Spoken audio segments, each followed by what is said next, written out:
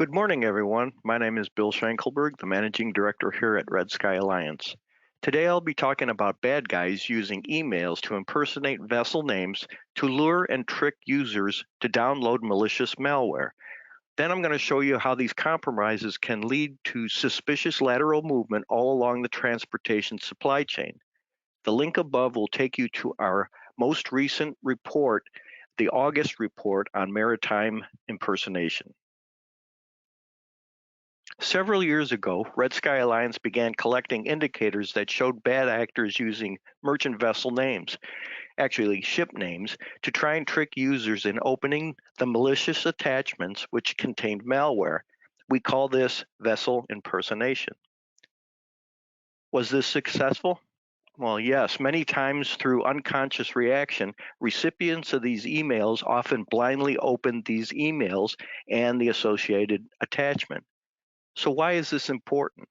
I'll briefly explain the ramifications of these vessel impersonation emails. Since 2016, we have been providing valuable information to our maritime clients, which exposes the use of fake ship names to trick users. Our focus is mainly on the subject line of these suspicious emails, which are associated with known malware. Our monthly queries are collected in our Red Sky Alliance back-end databases, which identify all new, and I stress new, data containing motor vessel or MV and motor tanker MT in the subject line of those malicious emails. Malicious actors use emails with motor vessel or motor tanker in the subject line as lures to entice users in the maritime industry to open emails containing malicious attachments. As you can see on the slide here in front of us, we actually scan for numerous different types of vessels because it may be other vessels too that are being spoofed.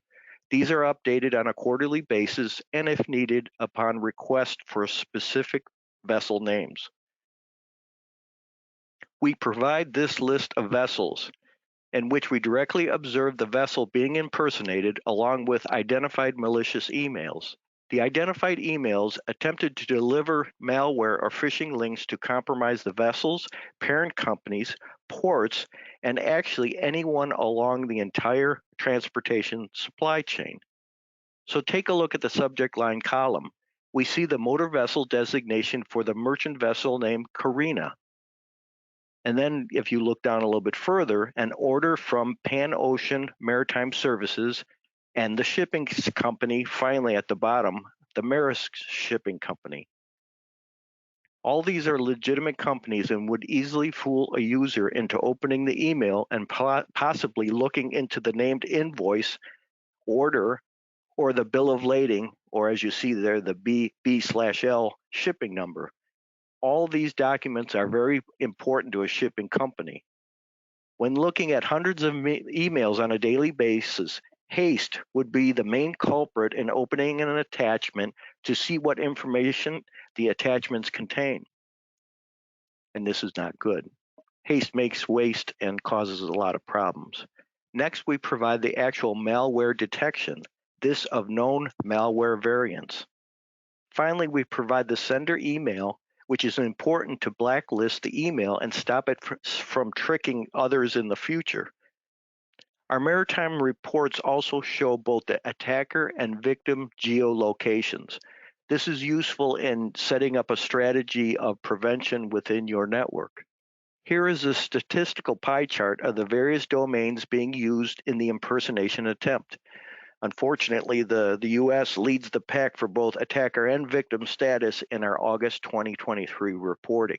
Finally, we provide a monthly maritime watch list, which can be used as a blacklist for transportation sector supply chain businesses, as we present it in various data options and in different formats. Why does the impersonation of a vessel with malware really matter? If you look at the above Costco diagram of the transportation supply chain, you can see where the multiple points of malicious cyber entry can be made. Once the malware enters into the transportation supply chain, either from the suppliers, ships, port facilities, trucking firms, railroad companies, airlines, or customs and insurance agencies, the malware can spread like wildfire, and it really does. It only takes one entry to start spreading laterally all along the transportation supply line. This even includes home delivery services like Amazon, DHL, UPS, FedEx, and the US Postal Service, or in the actual box stores where the product is sold. Several years ago, our analyst observed an infected email from a small upholstery company located in New Jersey, and it was sending malware to the Tesla Motor Company. So, could this have been a legitimate email? Someone, an employee at the Tesla Motor Company could easily see that and open the email to find out what the upholstery company was sending, which could be legitimate in many cases because a custom type auto production like Tesla would be interested in seeing what an upholstery company was sending them. Probably the most famous, or should I say infamous, cyber attack on a shipper was the 2017 Maersk attack. Yes, this was now 5 years ago, but the attack clearly illustrates the seriousness of the initial attack on the transportation supply chain and the years of financial burden placed on that attack.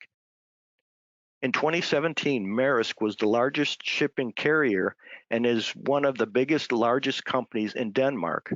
As a global giant, it has over 75,000 employees and is located in 130 countries and oversees logistics, ports, and shipping lines. At the time of the attack, like most companies, Maersk did not see itself as a potential object of a targeted cyber attack. Additionally, its risk managers did not fully understand just how quickly and widely the computer systems on which the company's most basic operation relied upon and could be compromised, let alone recover in a case of a disruption such as that attack. So, what was going on in the world at that time? In June of 2017, Russian hackers initiated a cyber attack to retaliate against businesses operating in the Ukraine. This according to U.S. intelligence reports. This Russian attack, which is now called the NotPetya attack, paralyzed hundreds of privately owned firms globally, from small Ukrainian family businesses to multi-billion-dollar international business giants. As computer systems were compromised, data was encrypted, and their networks were disabled. A Columbia University study alleges that Maersk's exposure to the NotPetya malware could be traced back to the installation of the ME-DOC on the Maersk computer system in Odessa, Ukraine, as it was a part of the obligations to use the software in filing tax returns in the Ukraine. Although the attack first struck Maersk and its Ukrainian offices, the impact eventually reached the company's port terminals and wiped them clean, paralyzing 17 of Maersk's 76 international ports. Their crane operators were unable to load or unload their customers' wares. With the presence of massive ships carrying over 15,000 containers in their ports, no easy workaround existed for understanding the next steps in removing the containers along with their shipping routes. Refrigerated units that would normally have to be rapidly transferred between vehicles had to receive temporary power to avoid spoilage. Ports soon became crowded with truckers, understandably short on patience as hours of uncertainty dragged on and on. The attack also disabled Maersk's shipment booking tools, cutting off the core source of its shipping revenue. Operations at affected ports were on pause for days, after which employees started using paper records and took orders via WhatsApp and their Gmail accounts. This resulted in millions of dollars in losses, and the initial impact was of total stoppage and then a slowdown of the entire transportation of supply chain. This attack actually affected all companies along the transportation supply chain. So it wasn't just Maersk that was affected, but many, many companies in between Maersk and the end product. To recoup millions of the lost revenues, Maersk applied for an insurance claim, which after many years of legal battles in various courts was awarded a claim of 1.4 billion US dollars. So you can see that the damage there was actually in the billions. I know my talk today was brief in regards to vessel impersonation, and we call these webinars shorts for that reason. But we cannot highlight enough the seriousness of fake emails to lure and trick users into opening an email and or the attachments. As I say all the time, it only takes one intrusion to push along malware to cause havoc. Just ask the Maris shipping line. If you'd like any other information on this topic, please feel free to reach out to myself or call the number listed above. If you're in the U.S., please have a safe and quiet Labor Day holiday. All else, have a nice rest of your week, and we'll see you all next week on September 6th. Take care and have a good day.